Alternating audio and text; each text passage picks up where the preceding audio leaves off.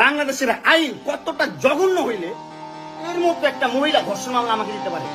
50 বছরের একটা মহিলা আমাকে ধর্ষণ মামলা মোবাইলে তুই আমারে অজ্ঞান করে আমার মোবাইল থেকে ডাটা ট্রান্সফার কেন করবি? তুই স্টুপিডের বাচ্চা, জানোয়ারের বাচ্চা। ফ্রেন্ডের সাথে ঘুরতেই পারি না, স্বাভাবিক। তুই ওই ভিডিও ফটো কেন তুই তোর সাংবাদিক বন্ধুদেরকে দিবি? মামলা তুলবি না তুই বস, তোরে না তুললে মামলা তুলবি না। আমার এই যে আশায় তোর মাও তো আমার পোলা প্রস্টিটিউট কয়। তুমি আসছো